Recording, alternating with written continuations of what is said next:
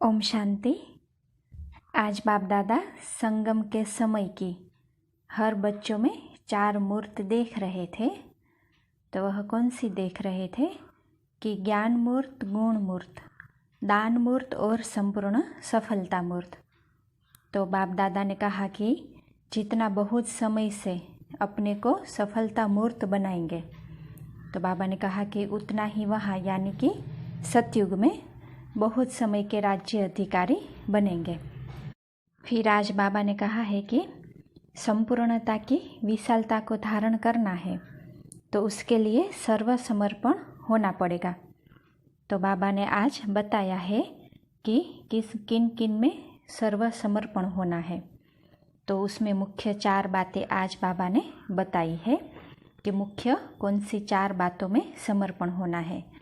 तो बाबा ने बताया है कि हर संकल्प में, हर सेकंड यानी कि हर समय, हर कर्म और हर संबंध और संपत्ति से संपूर्ण होना है। तो आज इसके ऊपर ही विस्तार से बाबा ने सारी समझानी दी है। तो आज 29 जून 70 की अव्यक्त वाणी सुनते हैं। आज की वाणी का सार है समर्पण का विशाल रूप। आप सभी अपने चारों मूर्त को जानते हो। आज बाप दादा हर एक के अभी संगम समय की, बाबा कहते हैं कि अभी के संगम समय की, न कि भविष्य की। तो अभी के संगम समय की ही 4 मूर्त एक एक में देख रहे हैं। वह 4 मूर्त कौन सी है? अपनी मूर्त को जानते हो? तो कोई ने बताया। तो बाबा कहते हैं यह सब जो वर्णन किया, ऐसी मूर्त अब बनी नहीं हो व बन गई हो। कब बनेंगे? लास्ट सो फास्ट जाएंगे ऐसा सोचा है, लेकिन लास्ट समय फास्ट जा सकेंगे। जितना बहुत समय से अपने को सफलता मूर्त बनाएंगे, उतना ही बहुत समय वहाँ संपूर्ण राज्य के अधिकारी बनेंगे। समझो अगर कोई बहुत समय से सफलता मूर्त नहीं बनते हैं, तो उसी अनुसार राज्य का अधिकार भी थोड़ा समय ही मिलता है, संपूर्ण समय नहीं मिलेगा। तो देखो बाप दादा क्या कहते हैं कि जो बहुत समय से संपूर्ण बनने के पुरुषार्थ में मग्न रहते हैं, वही संपूर्ण समय राज्य के अधिकारी बनते हैं। 4 मूर्त कौन सी देख रहे हैं? यह भी संपूर्ण बनने का लक्ष्य है।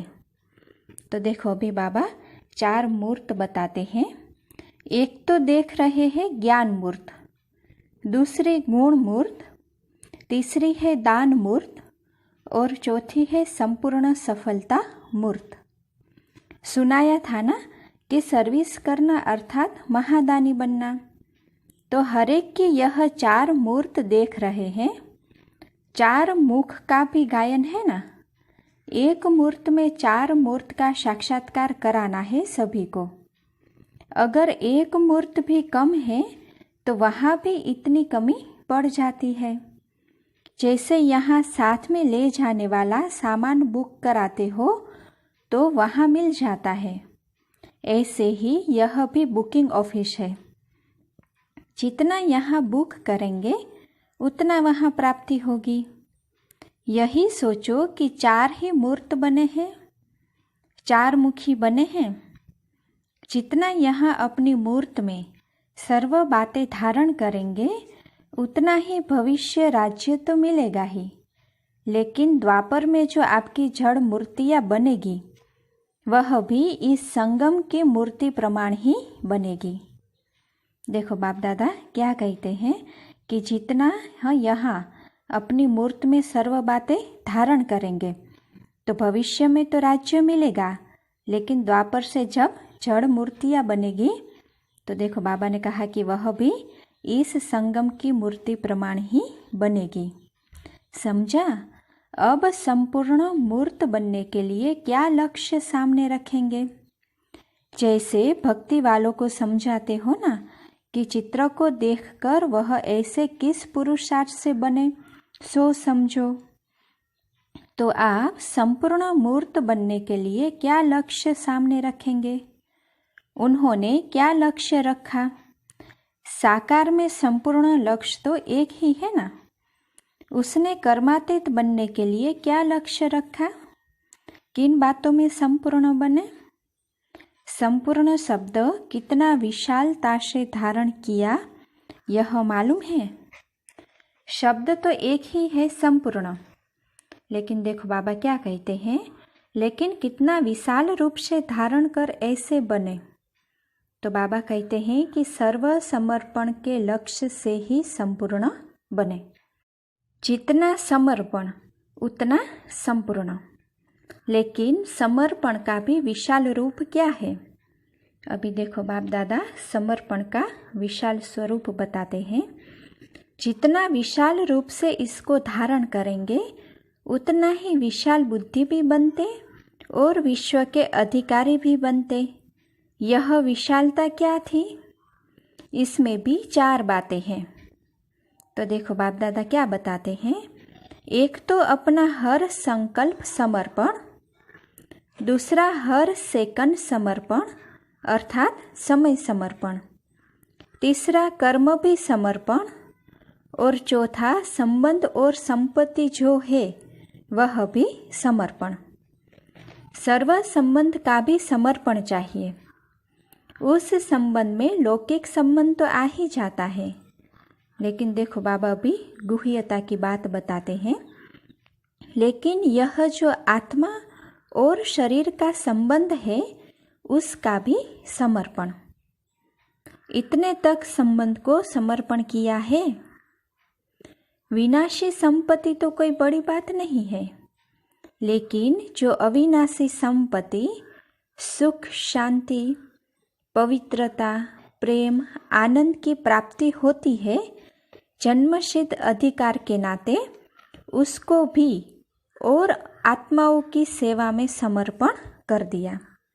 देखो बाबा ने कितनी गुह्य बात बताई हम कि विनाशी संपत्ति कोई बड़ी बात नहीं है समर्पण करना, लेकिन जो अविनाशी संपत्ति है सुख, शांति, प्रेम, आनंद की जो प्राप्ति है तो उसको भी और आत्माओं की सेवा में समर्पण कर देना। तो बाबा कहते हैं कि बच्चों की शांति में स्वयं की शांति समझी तो आत्माओं को शांति देने में ही अपनी शांति समझे। यह है लौकिक संपत्ति और साथ साथ ईश्वरीय संपत्ति को भी समर्पण करके अपनी साक्षी स्थिति में रहना। तो समर्पण शब्द का इतना बड़ा विशाल रहस्य है।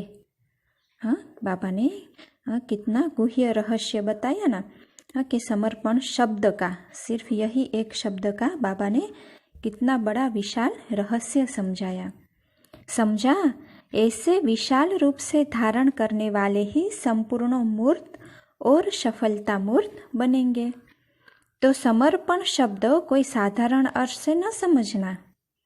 बाबा कहते हैं कि समर्पण शब्द कोई साधारण अर्थ से नहीं समझना है।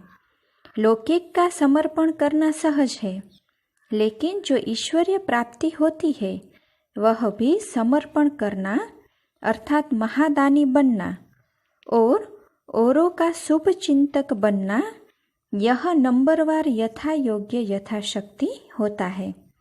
इतने तक समर्पण बनने वाले को संपूर्ण समर्पण कहा जाता है। ऐसे संपूर्ण मूर्त समर्पण मूर्त बने हो, अपनापन बिल्कुल समा जाए। जब कोई चीज़ किस में समा जाती है तो फिर समान हो जाती है ना। समाना अर्थात समान हो जाना। तो अपनापन जितना ही समाएंगे उतना ही समानता मूर्त बनेंगे। आप लोग जब अन्य आत्माओं की सेवा करते हो तो क्या लक्ष्य रखते हो? तो किसी ने जवाब दिया कि आप समान बनाने का। तो बाबा कहते हैं कि आप समान भी नहीं, लेकिन बाप समान बनाना है। आप समान बनाएंगे तो जो आप में कमी होगी वह उनमें भी आ जाएगी। तो देखो बाबा क्या कहते हैं कि इसीलिए अगर संपूर्ण बनना है तो आप समान भी नहीं, लेकिन बाप समान बनाना है। जैसे बाप अपने से भी ऊंचा बनाते हैं ना, बाप समान बनाएंगे तो फॉलो फादर हो जाएगा। जैसे बाप ने अपने से ऊंचा बनाया, वैसे अपने से भी ऊंचा बाप समान बनाएंगे तो गोया फॉलो फादर किया। तो अब आप समान भी नहीं, लेकिन बाप समान बनाना है। अगर आपने लक्ष्य ही आप समान बनाने का रखा तो उन्हों में तो बहुत कमी रह जाएगी, क्योंकि लक्ष्य ही आपने इतना रखा। इसीलिए लक्ष्य सदैव संपूर्णता का रखना है।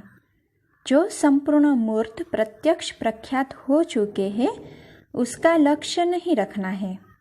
जो अब गुप्त है, प्रत्यक्षता में नहीं आए हैं, उनका भी लक्ष्य नहीं रख सकते, क्योंकि जैसी एम वैसा ऑब्जेक्ट होता है। तो एम को श्रेष्ठ रखेंगे ताकि प्राप्ति भी श्रेष्ठ होगी। अब तीसरी आँख सदैव ऊपर निशाने पर एक टिक लटकी हुई होनी चाहिए।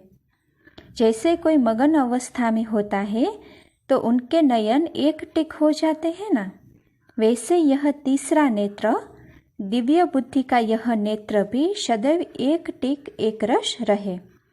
एक टिक अर्थात एक में ही टिका हुआ, मगन रूप देखने में आए। तीसरे नेत्र का साक्षात्कार कैसे होगा? मस्तक से। मस्तक में झलक नयनों में फलक देखने में आएगी। इससे भी पता पड़ेगा इनका तीसरा नेत्र मगन है या युद्ध स्थल में है। जब आँख थोड़ी ठीक नहीं होती है तो पलक घड़ी घड़ी नीचे ऊपर होती रहती है ना। तो बाबा कहते हैं यह भी तीसरा नेत्र अगर यथार्थ रीति से ठीक होगा, अर्थात दिव्य बुद्धि यथार्थ रीति से स्वच्छ होगी तो एक टिक होगा। आँख में कोई कीचड़ा आदि पड़ जाता है तो क्या होता है? पलकें हिलने लगती है। कीचड़े की निशानी है हिलना। यथार्थ तंदुरुस्ती की निशानी है स्थिर होना। वैसे यह तीसरा नेत्र सदैव एक टिक हो। यह साक्षात्कार आपके मस्तक से होगा, नयनों से होगा तो चेक करो हमारा तीसरा नेत्र जल्दी जल्दी बंद होता है और खुलता है, वह सदैव ही खुला रहता है। कोई भी याद में मस्त हो जाते हैं तो भी आंखें एक टिक हो जाती है। तो यहाँ भी संपूर्ण स्थिति में वही टिक सकेगा जो एक की याद में मगन होगा, नहीं तो नयनों के माफिक बंद होते खुलते रहेंगे, एक टिक नहीं हो सकेंगे। अगर कोई कीचड़ा हो तो जल्दी निकालो, नहीं तो हंसी की बात सुनाए। तो देखो बाबा क्या कहते हैं, समझो आपका कोई साक्षात्कार करता है और आपकी मूर्त नीचे ऊपर होती रहेगी तो क्या साक्षात्कार करेंगे? तो बाबा कहते हैं जैसे फोटो निकालने के समय हिलना बंद कराते हैं ना, अगर हिला तो फोटो खराब, वैसे ही आपकी अवस्था हिलती रहेगी तो क्या साक्षात्कार होगा? जैसे फोटो निकालते समय अपने को कितना स्थिर रखते हो, वैसे ही सदैव समझो कि हमारे भक्त हर समय हमारा साक्षात्कार कर रहे हैं। तो साक्षात्कार मूर्त अर्थात स्थिर मूर्त होंगे, नहीं तो भक्तों को साक्षात्कार स्पष्ट नहीं होगा। स्पष्ट साक्षात्कार कराने के लिए स्थिर बुद्धि, एक टिक स्थिति आवश्यक है। समझा? अभी से ही भक्त लोग एक एक का साक्षात्कार करेंगे। वह बीज अर्थात संस्कार उन भक्त आत्माओं में भरेगा, फिर उस संस्कार से मर्ज होंगे और फिर द्वापर में वही संस्कार इमर्ज होगा। जैसे आप समझाते हो ना कि धर्म स्थापक यहाँ से संदेश लेकर संस्कार भरकर जाएंगे, वही फिर इमर्ज होगा। वैसे आप सभी के अपने अपने भक्त और प्रजा संस्कार ले जाएगी, फिर उस प्रमाण ही इमर्ज होते हैं। अगर भक्तों के सामने स्पष्ट मूर्त ही नहीं दिखाएंगे तो उनमें वह संस्कार कैसे भरेंगे? यह भी कर्तव्य करना है। सिर्फ प्रजा नहीं बनानी है, साथ साथ भक्तों में भी वह संस्कार भरना है। कितनी प्रजा बनी है, कितने भक्त बने हैं, यह भी मालूम पड़ेगा। भक्तों की माला और प्रजा की माला दोनों प्रत्यक्ष होंगे। हर एक को अपनी दोनों मालाओं का साक्षात्कार होगा। अपना भी साक्षात्कार होगा कि मैं कहाँ माला में पिरोया हूँ।